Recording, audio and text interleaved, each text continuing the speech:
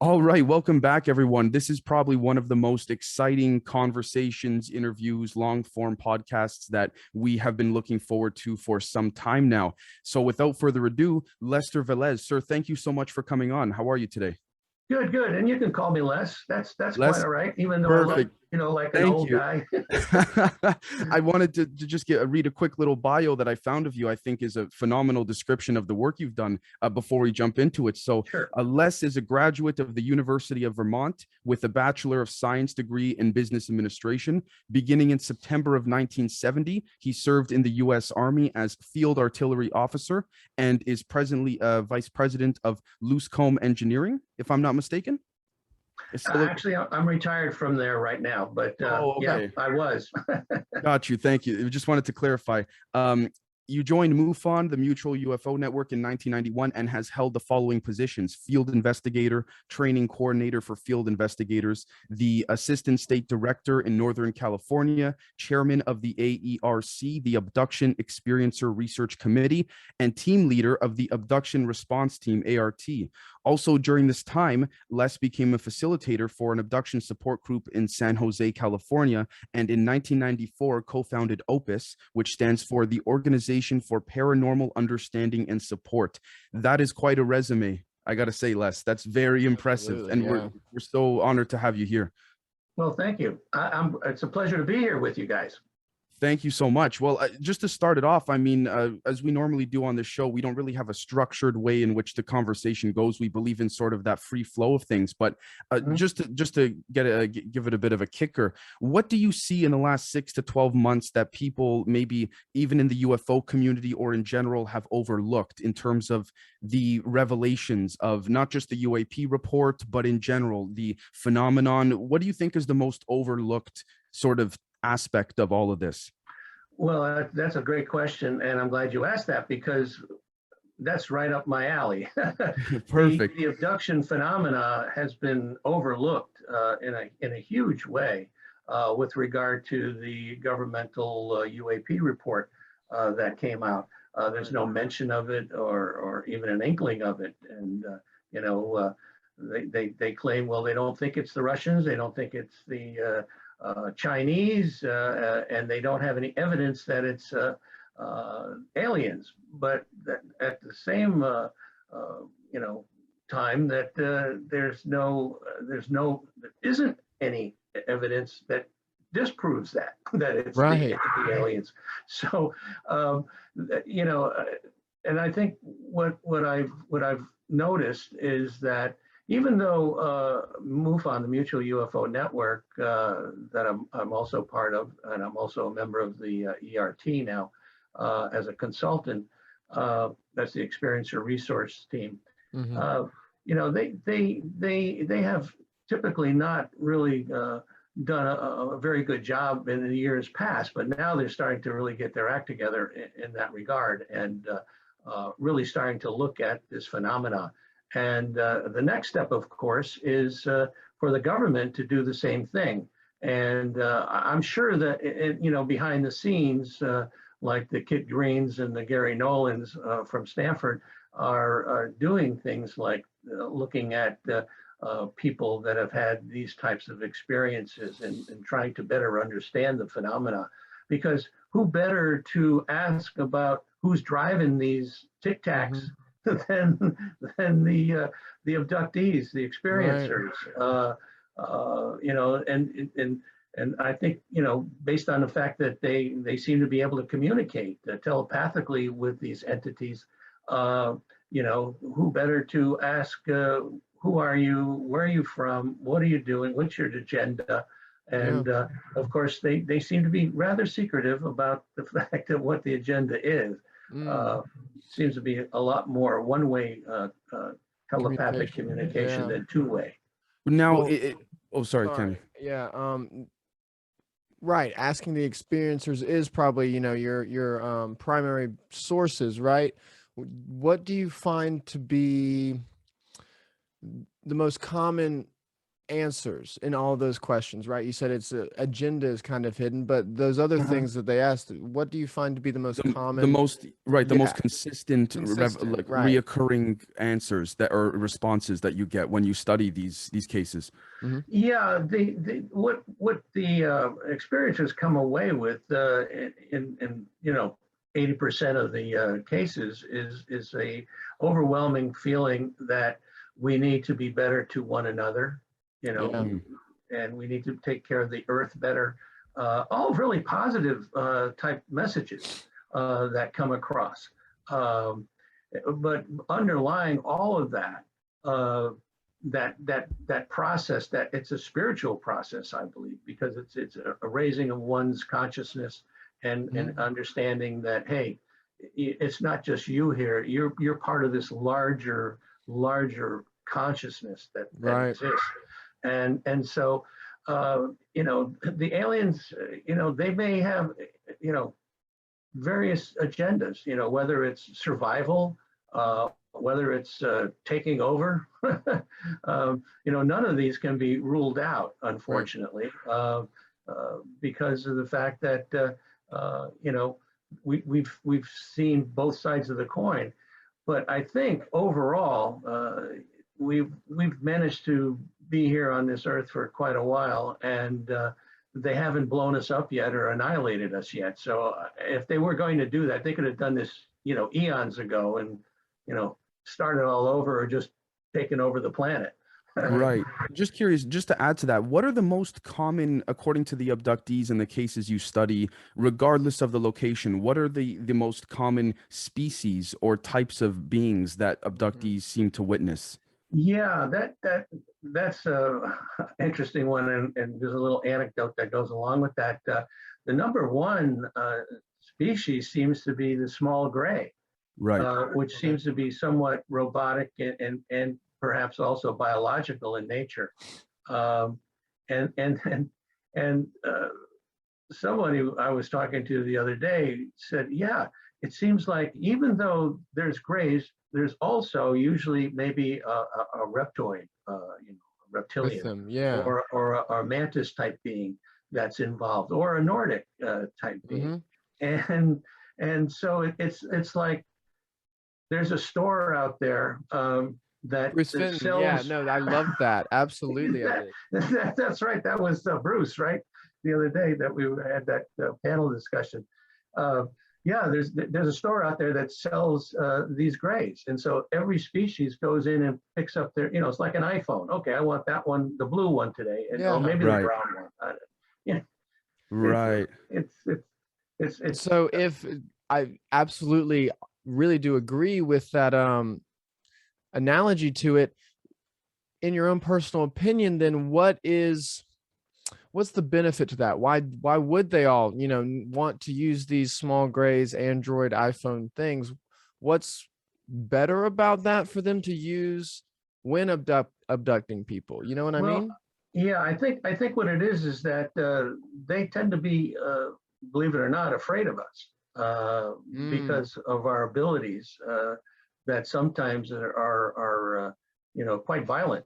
And so if you're gonna send somebody in that's kind of expendable, that's what you want to do. Right. You want to send in the little gray guy. Okay, take those people, and if they beat the crap out of you. You're we don't care. I'll go back to the store. Yeah, go back to the store, get another one. Well, speaking of which, you have had conversations one-on-one with Mr. Lou Elizondo, correct? Yes. What do you, sort of a multi-pronged question, and take as long as you wish to answer. What do you, taking a step back from an unbiased perspective, what are your thoughts on Mr. Elizondo coming forward? A lot of speculation, controlled opposition. He is telling the truth, but he can't cross a certain line, things like that. What do you think in that regard? I tell you, I think he's an absolutely genuine man. I have a really positive feeling about him. I would trust him. I believe that he's doing what is in his heart, that he feels that we need to understand this phenomena. And he's also smart about it from a political standpoint, in the sense that, you know, this thing could be a threat. We don't know. It seems like it hasn't been a threat, although there's been near misses, and I guess there has been some instances where a plane was hit and then it went down. Not a large passenger plane, but a Right. small passenger plane. But you don't even know if that's intentional. Exactly. Right. That's Right. occurred. So I think in order to get the Congress to really move on this topic, you have to present it in a way that they're gonna get behind, and they certainly have thus far. Matter of fact, they just passed the latest bill to strengthen that, where the office is being set up, and Exactly. Yeah. certainly ongoing. What do Yeah, you? I like the guy. He's Right. he's a straight shooter, and no bullshit, and Do you Well- think there was, sorry, I just wanted to ask, do you think that he was, again, no, not to pass judgment on him whatsoever, because I'm sure there's lots of things he cannot speak on.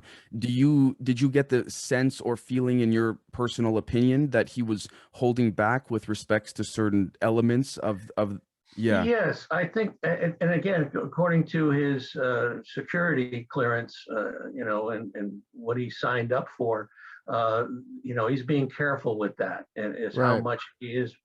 But he definitely knows a lot more than he's told us so far. However, I understand he's coming out with a book, Interesting. and there's going to be some interesting revelations in it. So he's just like an onion. You peel back Yeah. a layer, and then there's another layer, and then there's another layer. Right. Right. And that's what's going on. We've just started to peel that onion, and so I think we're going to continue to hear some pretty amazing things. Right. Of course, what we know, on the record, in his books, on his interviews, is that kind of, we can tell he knows more than he's letting on immediately. But like we said earlier, you've had lunch with him, you sat down with the guy, even off the record. What does he come across like? Giving information, sharing information, even off the record, kind of thing. Like, is he? Well, he did mention one thing, and at the time he said that this is not out there yet, and so he didn't really want to spread this around. Of course, I've got a big mouth, but no, I think this information is now probably out there.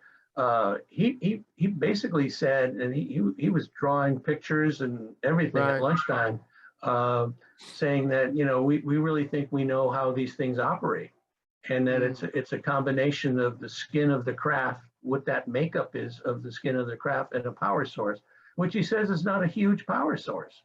He says Right. it doesn't have to be, and so on that basis, he did spill the beans somewhat, and which I'm sitting there, with my salsa and chips, and Right. holy shit. Right. Why, in your opinion, being involved in the community for so long and being so widely respected and accepted by everyone, generally speaking, why do you think when Mr. Elizondo goes on, say for example, shows like Tucker Carlson on Fox News, I know that he's speaking to a wider audience other than just yeah. this community, so he has to sort of, even the way we explain it to our friends and family who are not into this kind of stuff, you got to sort of dial it back to make them understand the principle, foundations of it. Why do you think he can go on Tucker Carlson and say things like, for example, Tucker, all I can say is that the United States government is in possession of exotic materials, but he cannot say word for word, there are aliens, the inhabitants of these craft are, maybe interdimensional from hollow earth, from space. Why do you think he stops there? Do you think it's him? You think maybe some speculate Mr. Christopher Mellon is kind of giving him the wink wink and nudge nudge of what he can and can't say? What are your thoughts there? Yeah, I think again, it's a something that relates to his security clearance, and Right. is what he's been able to come forward with so far. And I believe they certainly know more. And also you don't want to get to the point where you're saying something that may start, people really worrying about this kind of thing. Yeah. And I think bringing in now, yes, these aliens do exist. They look like this, and brings up a picture of the alien. And, I think then it becomes really real, much more real than it is now. And I think then all of a sudden the clamps would come down, and then you'd have a lot less information coming out. It's a tricky balance that he has to walk. This tightrope that is Now, very flimsy. right. Now, again, I don't mean to speak to put words in your mouth or anything like that, but being involved in the community for as long as you have, you don't have to comment on this part. I'm sure that maybe you've had your own hunches or suspicions over the years of, maybe some beings being in these conferences, maybe even, again, the three-letter agencies, surveilling these conferences and things like that. Why do you think, if we were to presume hypothetically that those within private industry and the military industrial complex and a handful of intelligence individuals within the respective agencies, why do you think that now they're letting it really slide? They're letting it go on CNN. They're letting it go on Fox. You know what I'm saying? They're really. Do you think what's the timing? It's an interesting timing.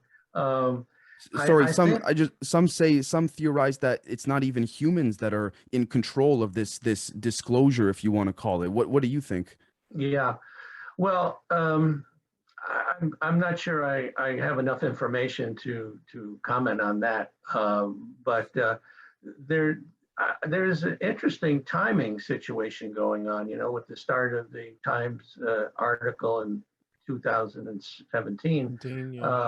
The ball really started rolling, and I think there's been so much going on with the Navy, with the Air Force, the Army, even that they've tried to put a lid on this thing for years and years and years, but now it's to the point, based on our communication ability with the internet and shows like this, that is starting to make it impossible for these secretive agencies to not in other words, they won't be able to just keep it under wraps the way they have. And there may be something going on too that's even more interesting. That there's some comments that have been made about the fact that something very significant is going to be happening in somewhere between 2024 and 2026. Absolutely. And they may be starting to prepare us for something. Have these been, off the record conversations or hints at 2024, 2026? No, there's been supposedly some military, ex-military people that have come forward and who remain anonymous, of course, that have said things like that. But timing is interesting. I've always been a little bit reticent to believe on these timing things where they say, well, on the 12th of August, we're going to be hit by a giant meteor, and that's it, we're done. Yeah. And then the next thing you know, it's next day and the next day, and nothing's happened. Right. When you don't have all the information, all you can do is based on the things that you've heard from people that you respect, and go with it, in that way. Well, like you say, timing is interesting. I mean, we're all, this is still counterculture things. A part of that is these Great Reset, World Economic Forums, Agenda 2030 things.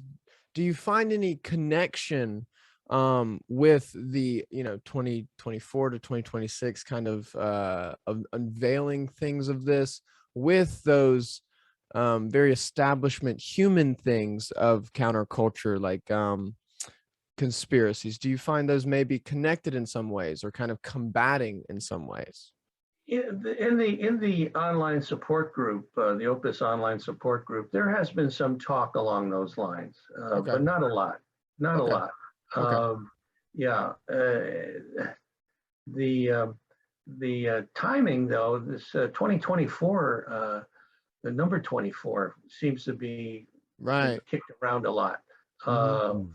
for whatever reason. And what I'm starting to understand is this is something that may be an Earth involved things such as giant tsunamis, earthquakes, volcanoes. Natural And I don't know if you've disasters. noticed, we've Yeah. had a lot of volcanic action lately. Right. Right. Uh, Yeah. and so, are they tapping into something that is resonating with all these people that a lot of them are telepathic, a lot of them are empathic. And so, you have to, and some of them are psychic in the group. And so if they're picking up on something, you have to give it a listen and Right. be aware of it. But whether it's like remote viewing. Remote viewing, the problem a lot with remote viewing is the fact that timing is the hard thing to pin down. Yeah. I was involved with a case that McMonigal got involved with one time, searching for a crashed UFO in Utah, and he said, "Yeah, it happened," but he couldn't pin it down as When. far as when. Yeah. Or Right. is this going to be in the future? Exactly. Even, but it was going to happen in that area. So you're of the belief remote viewing is in fact accurate. I mean, there's been large speculation that the Army has for years had very secretive teams of remote viewers. So you think that it is in fact accurate. It's just a matter of getting the timing down. I think timing is everything in remote viewing. In some cases, they're able to pinpoint things. I had a couple of remote viewers look at the Skinwalker Ranch, What and did Right. they believe that there's some alien entities underneath that ranch. Some of them pinpointed like a mile like a mile down. and entities or energies or Yeah. did they specify? Entities Entities. and energy, a combination. Interesting. Because it Yeah. does seem to be kind of something that I guess for a long time in humanity we didn't really combine, but this kind of esoteric energy, like you said, combined with a real physical manifestation of it. And so is there something you think that timing is everything, humanity is starting to at a larger scale tap into, that is making all of this become more and more apparent to us? Yeah, I think we all have that ability, and we Right. just don't realize it. Yeah. And a lot of people that have started to meditate, on a regular Right. basis, have been able to tap into more things, more of a mindfulness as to what's happening, Mhm. a slowing down and a listening to what's out there. Uh, it is absolutely fascinating, how our minds, our consciousness works. And, Right. uh, I just saw something that the University of Virginia put on a conference. Well, I guess it wasn't a conference. It was like they do this on a weekly basis in the medical school there. And a guy by the name of Edward F. Kelly, who's done some amazing work. You guys know about him? I mean, I've heard of I know the him. name. Yeah. Yeah. yeah. And matter of fact, I'm going to get his book. He talks about the mind and the consciousness and how people, and they talked about telepathy and empathy and all these things that are, and healing abilities. Well, Right. speaking of Right. timing, telepathy, the psychological aspect of it and all that, do you think the alleged quote unquote leaked slides from Christopher Mellon's server or his private company server of the of the research of delving into sort of the human cognitive interface. Do you think those were leaked on purpose? Do you think that really wasn't a leak? Because it's interesting, the leaks hold, the quote unquote leaks in general over the past, 1 to 3 years have held much more informative data than that of the official UAP report. So I wonder if there's a tit for Right. tat there. Yeah, it's certainly possible that this was intentional. It wasn't quote unquote a leak. I think that, again, it's a very clever way to mask something like that says, "Hey, we didn't do it, we didn't do it," but in actuality, somebody Liability. did do it, and so again. They have to be careful. I think the government is very reticent to really open up their kimonos totally. Right. Did you want to jump in, Camden? Yeah, I did, because you said they have to be careful. Do you think that carefulness comes from worry from the public? Are they being careful from worry from the entities? What do you think they're worrisome of? Yeah, they're again, there's security issues. Okay. These things that if you divulge XYZ, you could go to jail for 10 years and things of that nature. And that's very real. I mean, that's what Lou Elizondo is really nervous about. And, he's got a lawyer now, Daniel Sheehan, working with him. And so he's not, he's doing that for a reason. Right. Absolutely. Kind of CYA, Mm-hmm. Right. Yeah. No. Exactly. Now, with regards to Miss Linda Moulton Howe, have you come and interacted with her in previous occurrences or anything of the sort? Actually, I've known Linda for many, many moons, and it goes back to the first time I met her was in Albuquerque at a MUFON symposium, and so we struck up a relationship, professional relationship, talking about various things and corresponding occasionally. And of course, she did write the foreword to my book, The Unknown Other, and the existential proposition of alien contact. And then I was on her show 2 weeks ago. Which you can see on YouTube, her Earth Files show, and there's a real warm spot in my heart for Linda. I think she does great work. She really digs in. She really tries to, make sure she has all her ducks in a row when she does present something. And she's presented some pretty wild stuff, that bends your mind. Right.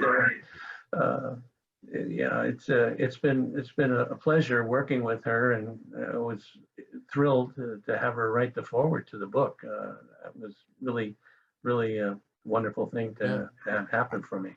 Absolutely. Is there anything off the top of your head that you can recall that you find to be some of the most intriguing pieces of evidence that Linda has brought forward over the years? I know there's been quite a bit, the metallurgy and things like that. Yeah, well, of course, she was one of the first to really look at cattle mutilations. Right. And that was what we were talking about at that MUFON symposium in Albuquerque. I forget the year it was, but as I said, many, many moons ago. And the doctor was there, Altschul, who did the autopsy on some of the animals, and the revelations that came forward about the looks like lasers were used to cauterize and burn the flesh, and of course all these parts of the body that were missing were quite unusual. And I've actually seen a cattle that was mutilated. This was in New Mexico, and so yeah, that was probably the first thing that really impressed me. And over the years, she's had a lot of people that were ex-military people with impeccable credentials telling some incredible stories. And the latest one was the two military people that she had on talking about the base in Antarctica that was deep, under the ice there, and was still operational, evidently. Right. Well, but I did want to, sorry, I did want to ask your perspective on the cow mutilations, the cattle mutilations. What do you think is really going on there? Do you think, I mean, you've seen one yourself. I'm not sure if the one you saw had all of its blood drained or not. That's been some cases, from my understanding. What do you and Linda, if I may ask, think is going on there? And to continue that, what species or general faction of species are behind these mutilations more often than not? Yeah. Well, as far as the pathology of what's going on there, the one I saw had no blood. It looks like it was dropped from quite a height because its horns were broken. The horns on the cow was broken, and all those usual parts, the cheek area, the tongue, the anus, all was cored out. Why? Sorry, did it seem precisely cored out, like something a human couldn't do? Oh yeah. This was no animal, deprivation at all. Okay. It was just really, mind-boggling to look at that and wonder, why that happened. And is it parts that they like, Right. particular species, whether it's a reptilian, which seems to be talked about a lot, involved with these kind of things, or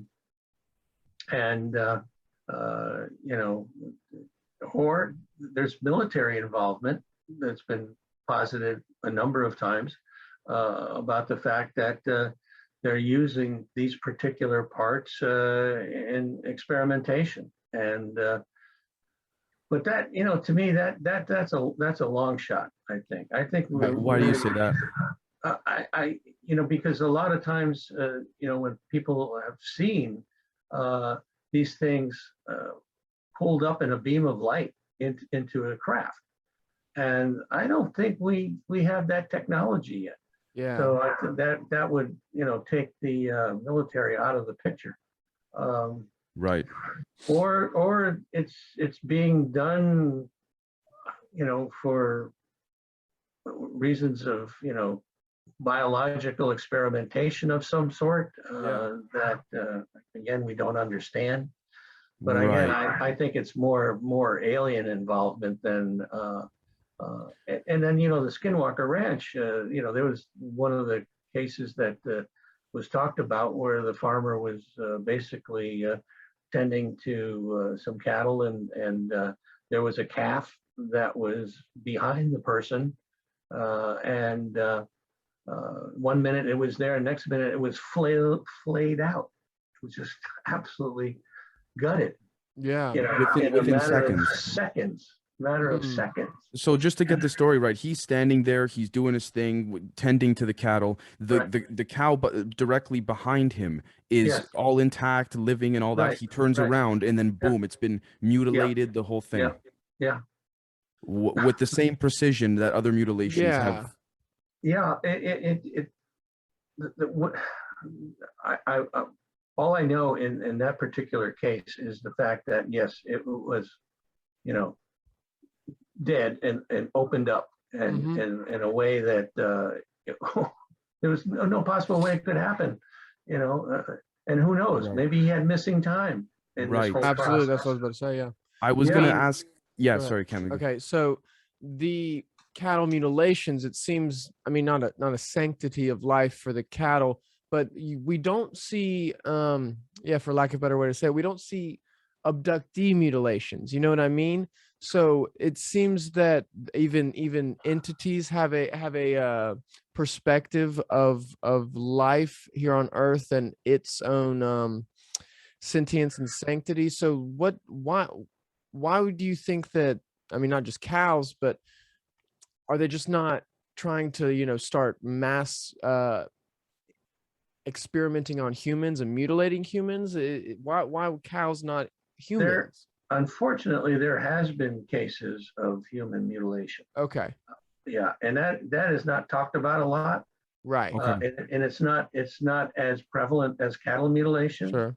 Right. But there's certainly a lot of missing people Absolutely. that have very mysterious ways. Like this Paulides, David Paulides, who does the 411 missing persons thing. Person is walking down a path and the person turns around, but look at something and turns back around. The person's gone, just gone. Like they went into a portal or something, And so what's at the other end of that portal? Exactly. Yeah. Right. And then these people don't come back. So this could actually be going on in a bigger way. How much would you say, because of how involved you are with so many cases over the course of your career and all that, how many if you were to put it on a scale of, I guess you could say 1 to 10 or put a percentage on it, how often do human mutilations or human alleged mutilations occur? It is probably maybe 1%, if that. It's very low. It's very low. I mean, the actual cases where someone is found mutilated like that in a mysterious way is very, very low.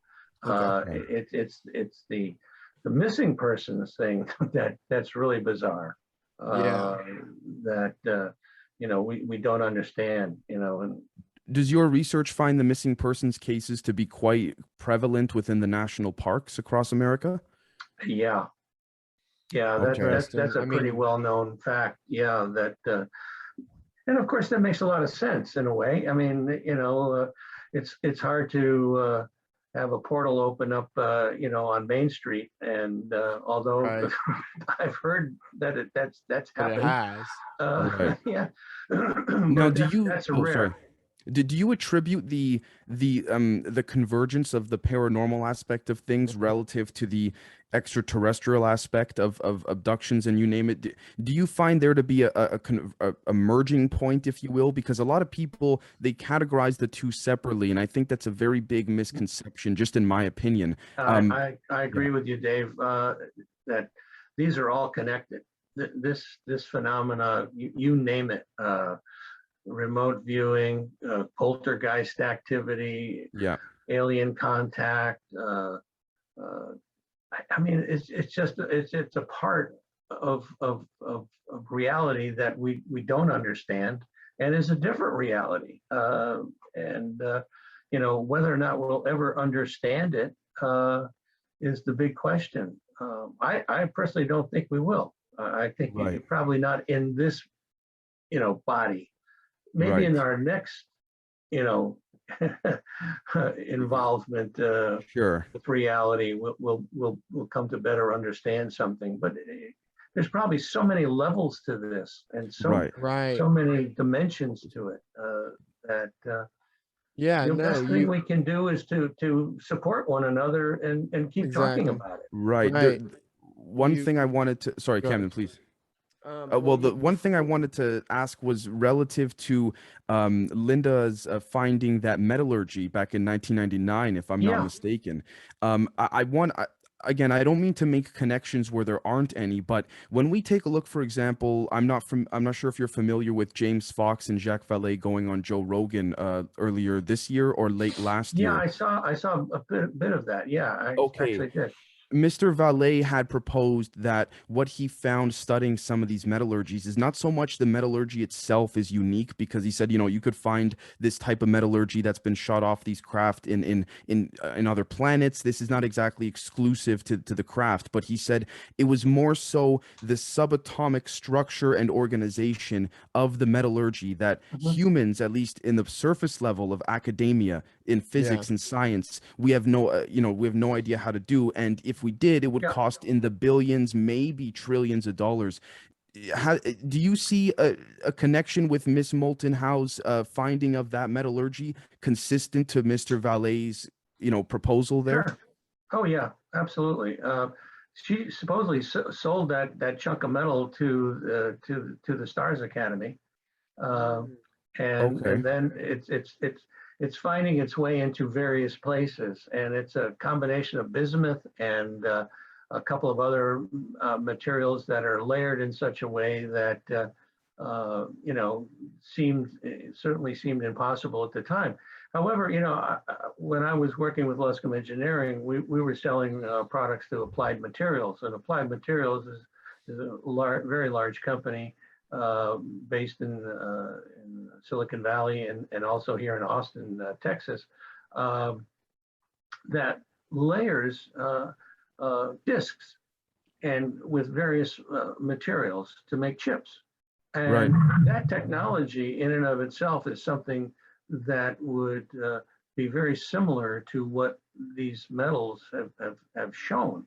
So to some degree, I'm a little surprised that some other people haven't stepped up in that world of technology to say that, hey, it's probably possible, but it would, as you said, take a lot of money to make something like that because of how it's layered in the composition and the combination thereof. Right. So anyway, and that's something that Lou Elizondo talked about. He says it's the combination of how the skin of the craft is made up of, and the power source. Do you think some of them are living? Some of the skin of the craft, do you think they're living? And I only say that because Warner von Braun allegedly told Uri Geller at a classified NASA facility many years ago, I believe back in the 60s, if I'm not mistaken, he said don't quote me, but he asked Uri Geller to help him understand what a certain metallurgy was, and he said it feels like it's breathing or like it's living. It's living, yeah. I've heard that, and I think there's probably multiple types of craft visiting us because of all the different shapes that exist. So one craft may be dealing with this in a way that's purely mechanical, and another one which has got biological implications. And the crash at Roswell, they were talking about the fact that there was such a connection between the crew and the craft, and that it was, a symbiotic type of a relationship that was going on. Interesting. And then Einstein even saw the craft. So yes, yeah. That's funny you bring that up. I just pre-recorded an episode on that yesterday. that's interesting. Okay, good. Cam, did you want to jump in or? Well, I did, yeah. Back it up just a second. You talked about these off the record. You were speaking on past lives and types of things, and so is there any connection, like what do you make of the, not reincarnation maybe so to speak, but the connections in timelines of people's souls and lives that continue through history to recurring entities and energies that persist? Do you think that people that deal with these things continue to deal with these things through persisting time, kind of thing? You know what I mean? Yeah, I do. Good example. I just watched as this University of Virginia medical conference presentation, and they were talking about reincarnation and the fact that someone was a person was talking about the fact that something has happened in a previous lifetime where their fingers got cut off, right? And a child is born with missing fingers, exactly the way that person had them chopped off. And so it's so physical manifestations, like people got shot in a previous lifetime, they would have marks, the entry and the exit wound marks birth on marks, their body. right? Yeah. So Yeah, you're being incarnated. And that's a very close relationship between what happened, in the last life and this life. That you obviously came back and you still have the marks on your body. Right. So it is just mind-boggling that. And then of course I've always said, hey, if I come back, as something, I'd like to come back as an eagle. Because I'd like to fly. Oh yeah. Right. And then be top of the food chain too, as far as birds are concerned. Yeah, right. Totally. Fair But, enough.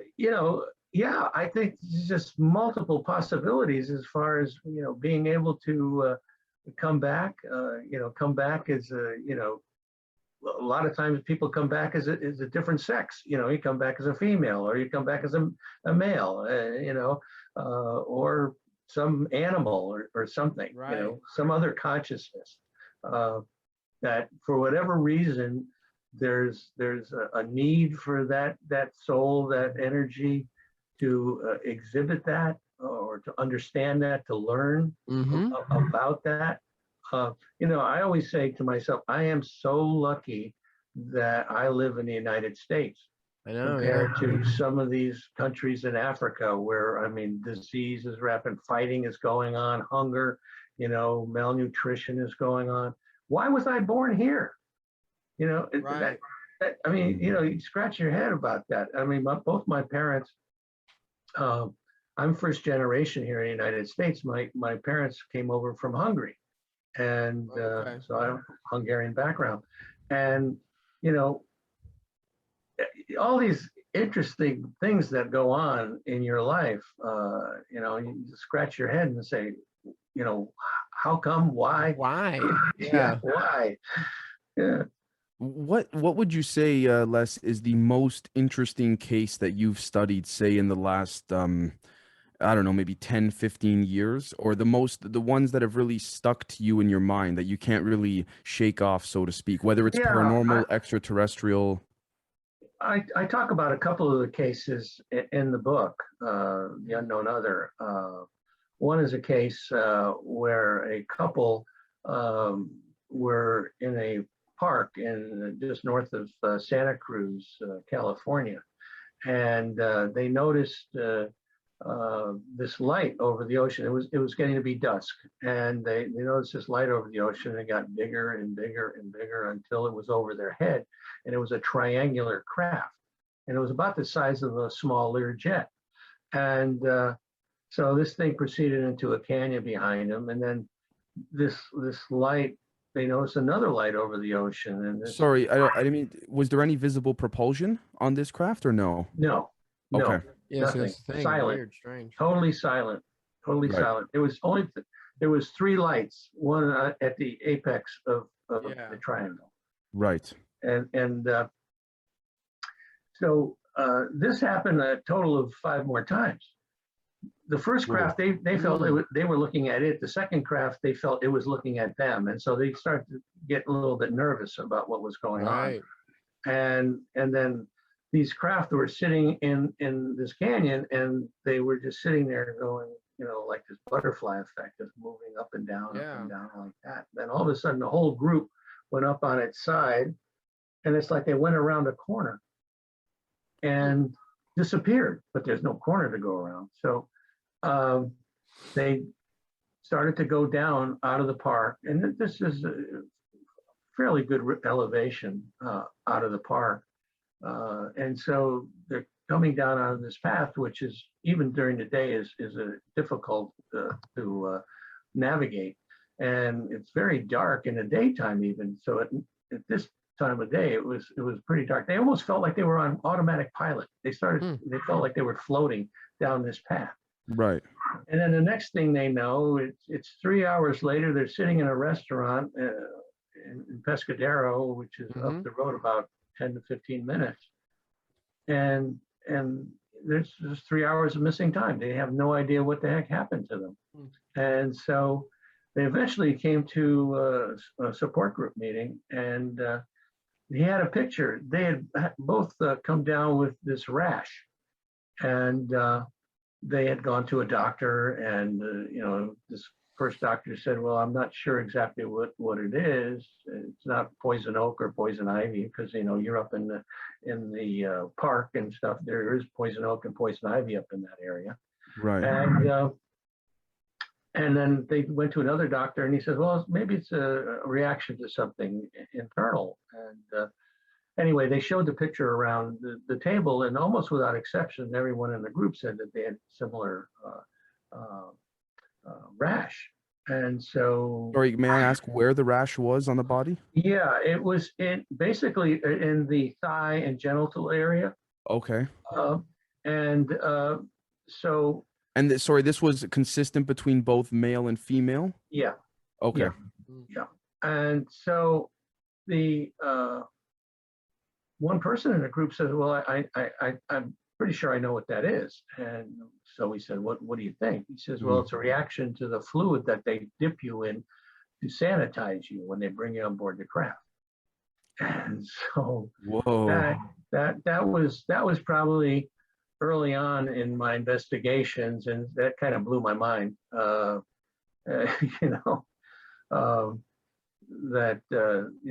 This could possibly be a result of something like that. Do you think the triangular craft are more that we see nowadays are more human military or more extraterrestrial, specifically the triangle? Well, I know there's variations. I know there's tons. yeah, I know. yeah. No, I think that it could be, some of it could be some of our craft. There's a lot of talk of exactly that. However, I think there's a large percentage are also alien type craft. So based on your Yeah. studies, have you associated the triangular craft with a particular species, generally speaking, or even not just the triangle, Yeah. even the disc, the tic tac? Have your studies associated them with generally, grays are seen more often on this type of shape craft, or reptilians more on this shape craft?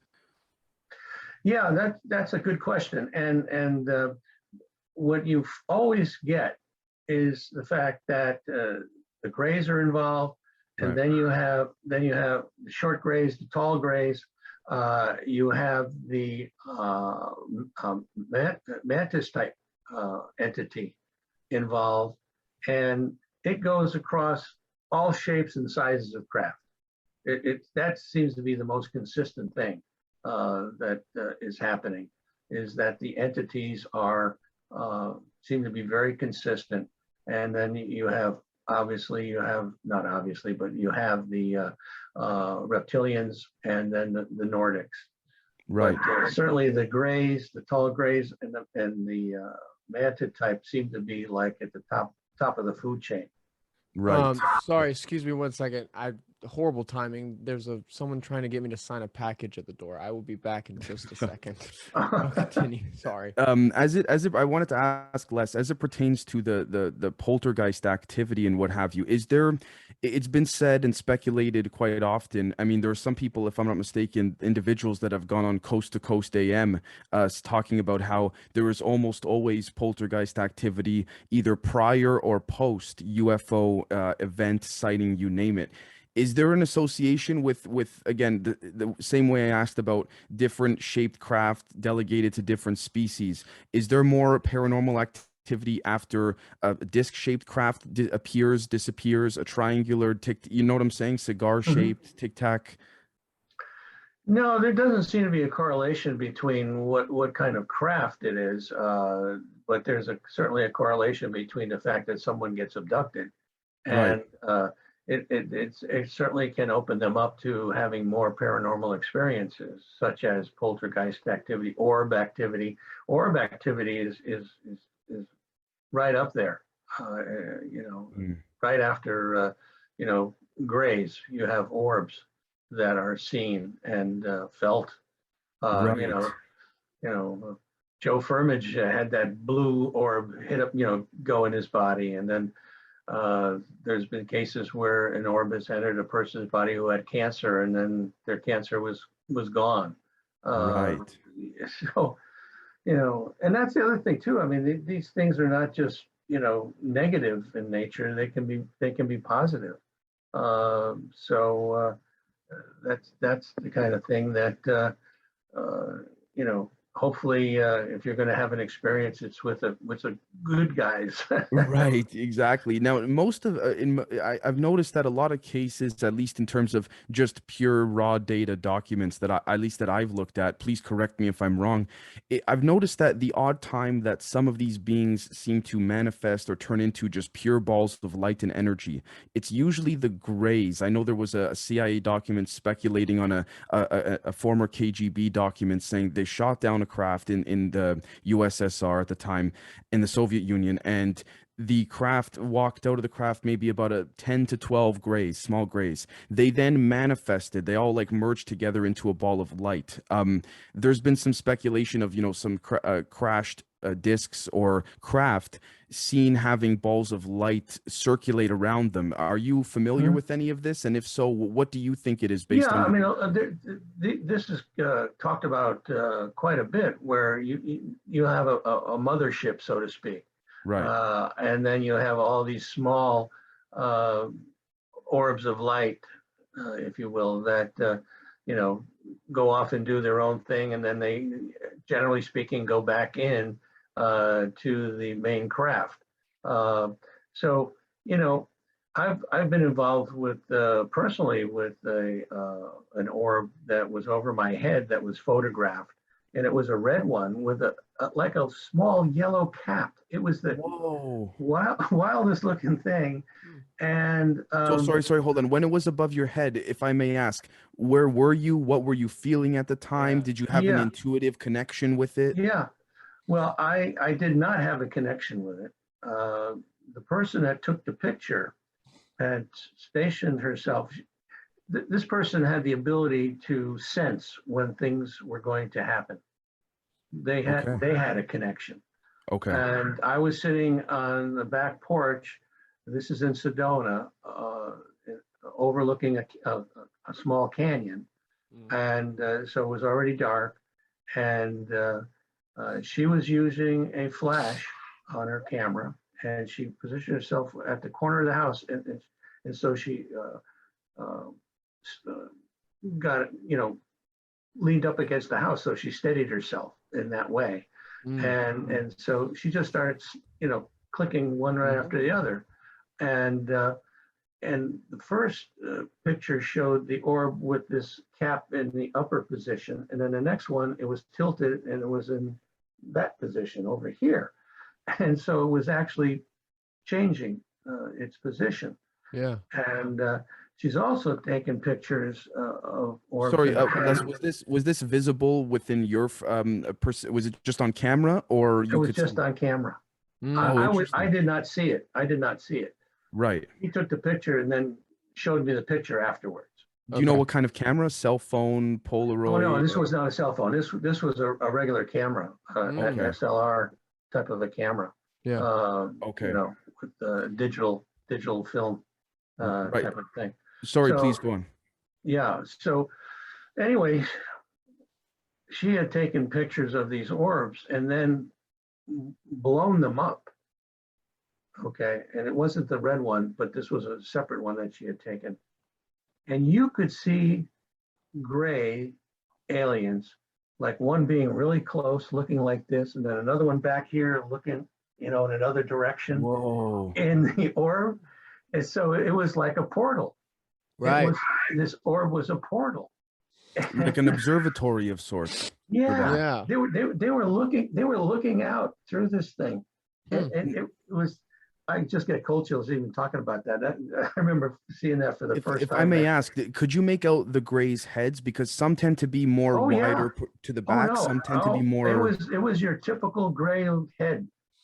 Now, do you think, sir, this is why when we take a look, and I wanted to ask you about this as well, at the Admiral Wilson and Dr. Eric Davis document that leaked from Edgar Mitchell's estate, the sixth man to walk on the moon, we see, for example, putting that transcript aside just for a second, Dr. Eric Davis recently did an interview on with Mr. Greenstreet. I think it's the Basement podcast or something like this. It's called, and there were certain parts that were edited out, but again, if we're being truthful here, they did leak on Twitter and on, UFO Twitter, and it's still out there, I think, where Dr. Eric Davis, aside from the part where he says, listen, I can't comment on all that stuff that I spoke with, that I may or may not have said with Wilson.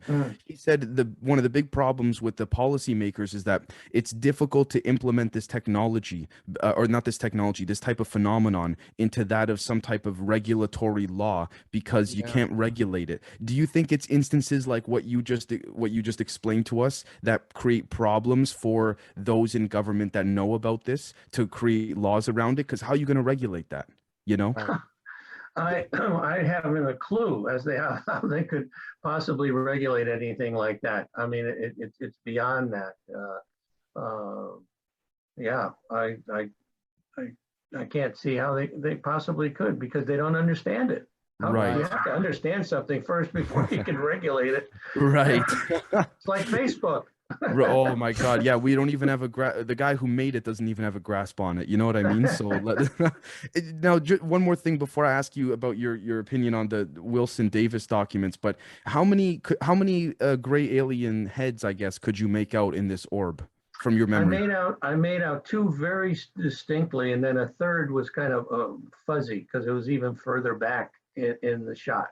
So you had two, that one was really close, and then there was one pretty about this distance behind him, and then there was a third one over here somewhere, which was you couldn't really make it out. So anyway, two for sure, and three possibly. Slits on the nose, like the black eyes, the typical. Oh, the black eyes, yeah, Okay. Typical looking gray. Right. Right.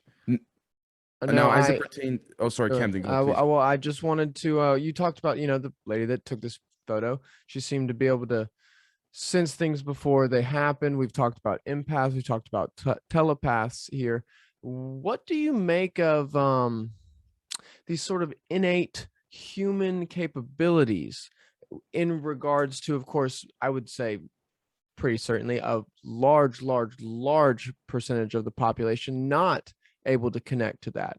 Is there something that most of us have forgotten, or is there something that some people of us are accessing that others can't? You get what I mean? Yeah.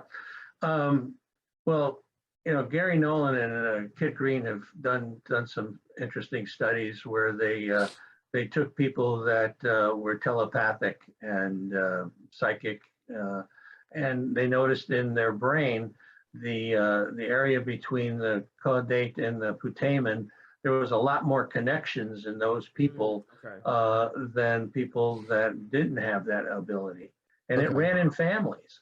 So sorry, when you say connection, when you say connection, sir, you mean like neurological, electro? Yeah, actual connections. Yeah, actual, for real physical connections. Right.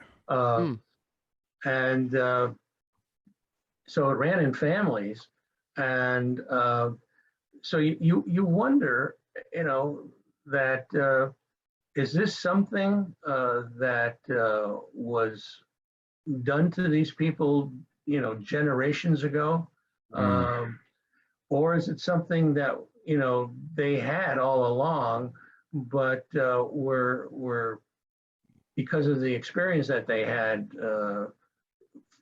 made to come forth, and that is sort of the chicken and the egg thing. we don't know for sure whether or not these people have always had this ability from generation to generation, or is this something that has been caused by the aliens to facilitate that ability. This is interesting that you bring this up. I mean, quite a ironic coincidence, but nowadays we're finding things not to be as coincidental, because I just recorded an episode yesterday evening, which will be out in a couple days from now to the public, pertaining to dissertations and certain proposals written all the way as early back as 2011, in some cases even late 90s, but not taken as seriously at the time, unfortunately, about how there's actually esoteric, I guess you could say, inhabitants within certain subatomic structures of the brain in neurological ways, that the VMAT2 gene, as they say, the CIA calls it, the God gene, whatever you want to call it, may in fact inhabit carry I guess without delving into all the science behind it, carry certain elements of what we would perceive to be consciousness within each cell or subatomic structure. Yeah, it's like a hologram Yep. in Yep. Yeah. nature. You can take a little tiny piece of it, but you have the whole piece in your hand, Right. you know? And, yeah, and this is where it gets really interesting. I think that, you know, the academia now is starting to look at things like this and to understand it. And again, I talk a little bit about that in the book, The Unknown Other. Yeah, matter of fact, I definitely want to get Kelly's book that he just, I guess they published it a number of years ago, but they had physicists involved with looking at this thing, and it's a field that I think really needs to, you know, get more attention, and Do you do maybe you we can better understand it that way.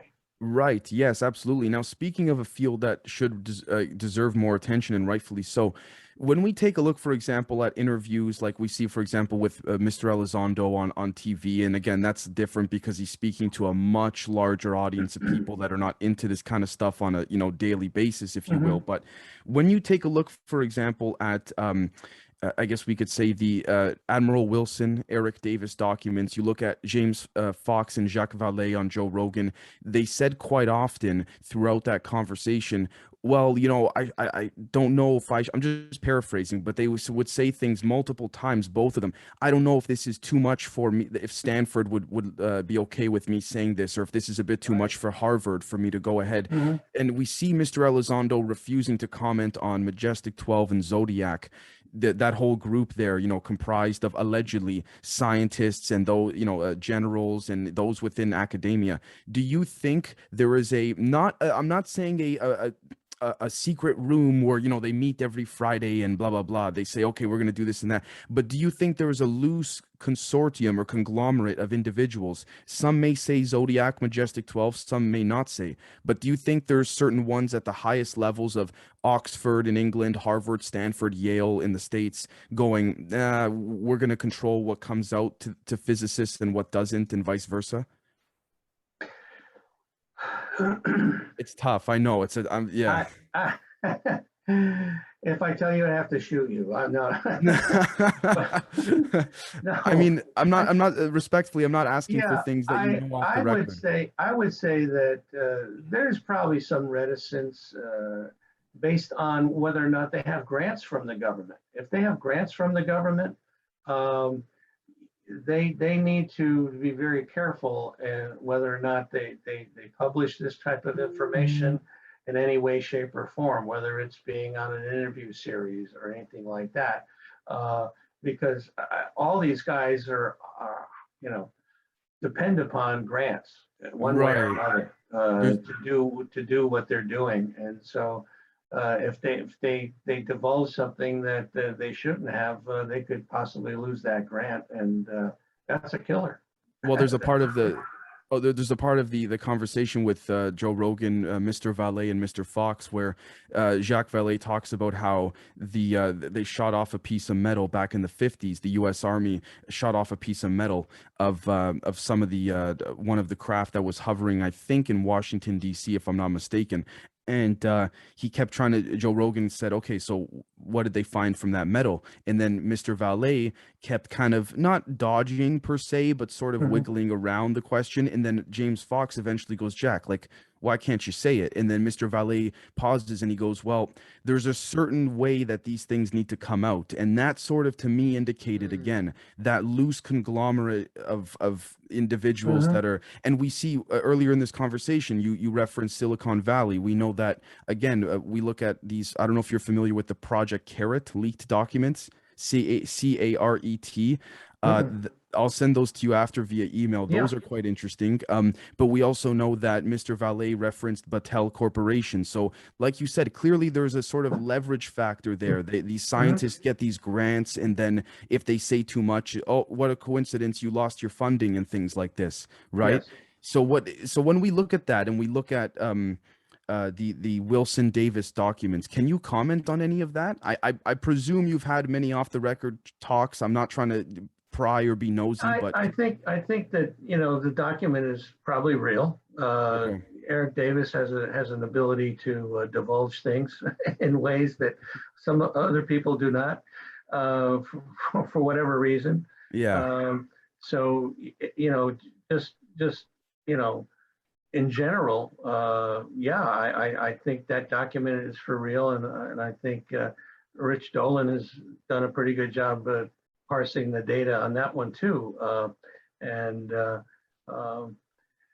it's again, it's I don't mean fantastic to. that information is out there, and yet you would think it would be a bigger story, and Right. yet it doesn't happen. If I could say, with the utmost respect, it seems like you're watching your words more carefully than other points of our conversation. I take it that maybe you've had off the record, again, not looking for even a yes or no answer, but No, actually, no. I think that again, it's not having enough knowledge, behind that right. Okay. to really definitively say. And I don't want to, Yeah. Got it. Got it.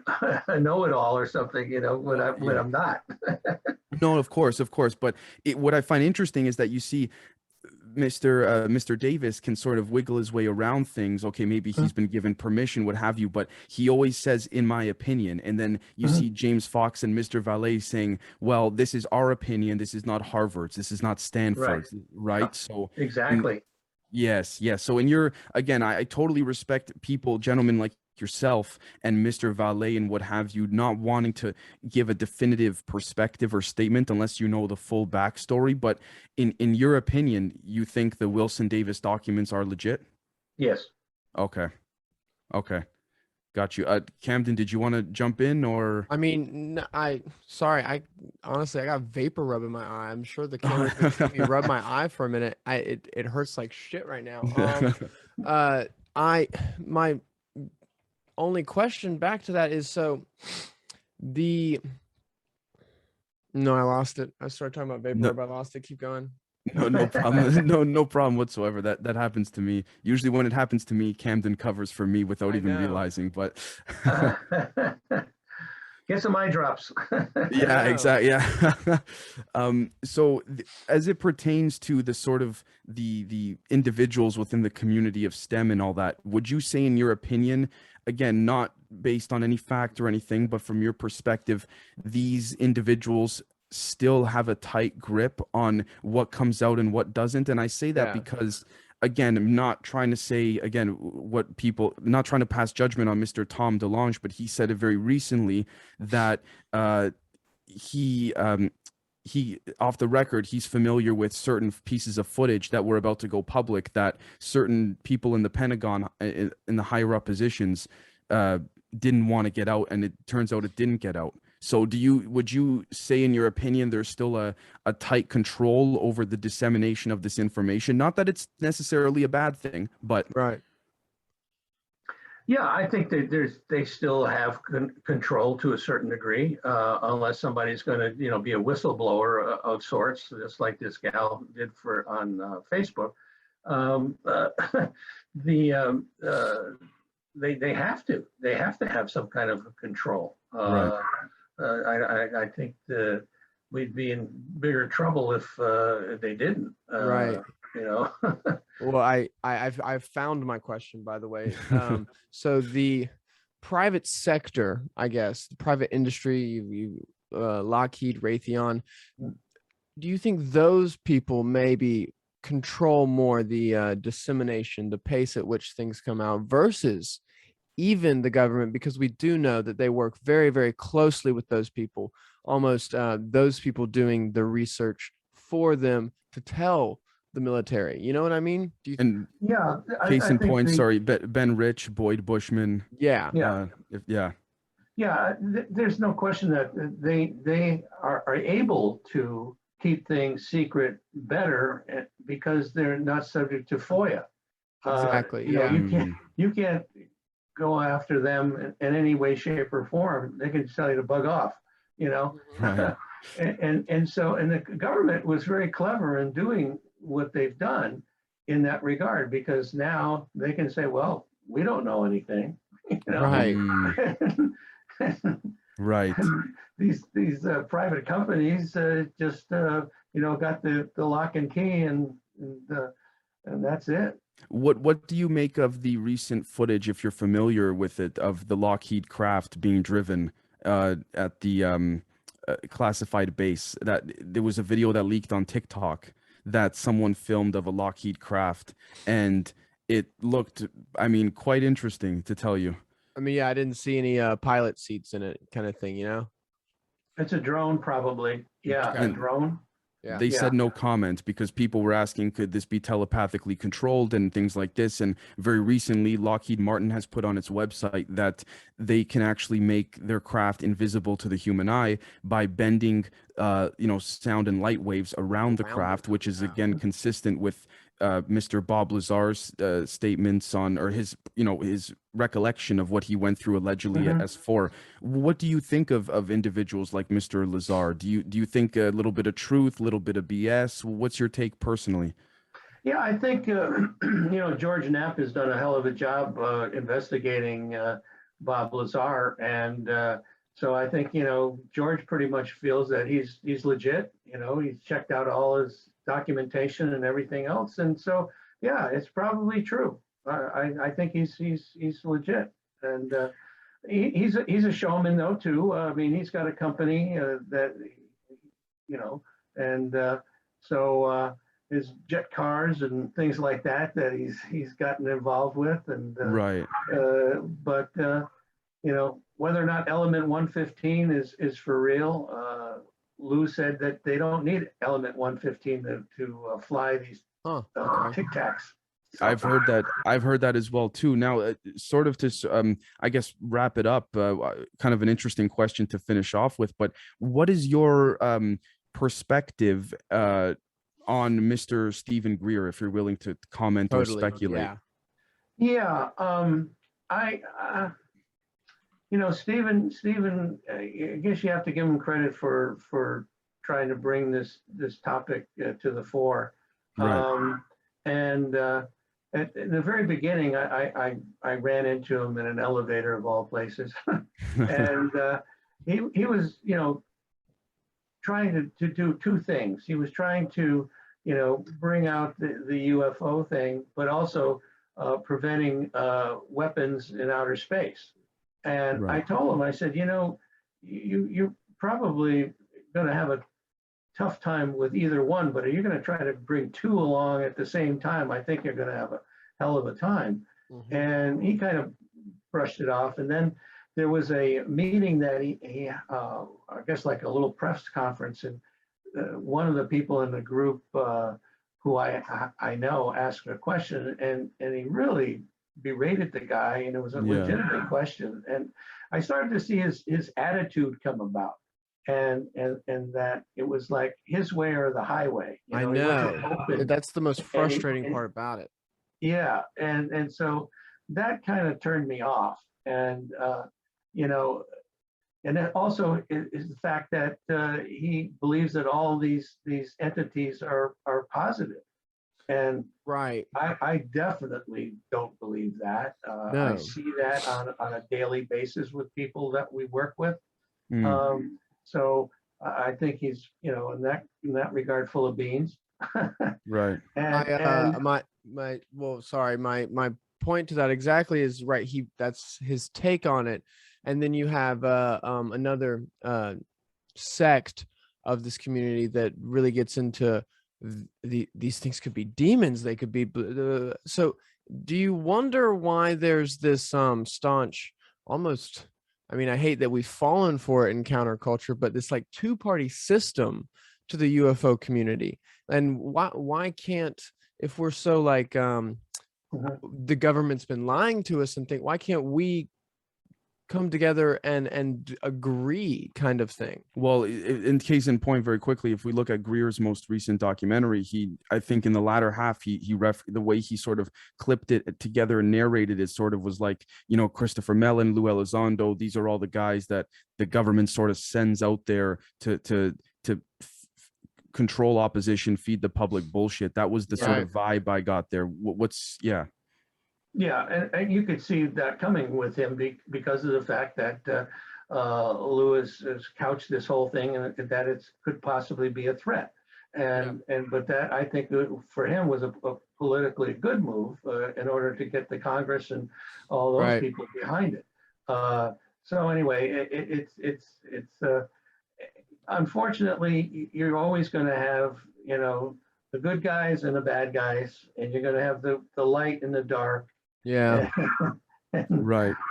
it's unfortunate, but I guess that's the way the world runs. And you have the Bud Hopkins and the David Jacobs, that were everything was negative. It was all bad. And but when all these studies that have been done recently keep pointing out the fact that 80% of the people think it's a positive thing, and only 20%, see that it's negative. So,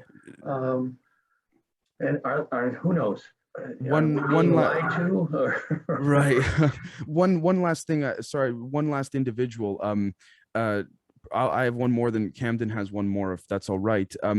Your perspective on Mr. Robert Bigelow. Do you think he knows more than he's leading on, that he's to the public with respects to the 60 Minutes interview? Do you think he's full of shit? Do you think do you think I mentioned on the roundtable a few days ago, do you think that's what happens when you literally have hundreds of millions of dollars to burn and you have those connections in the aerospace industry, you will find the truth?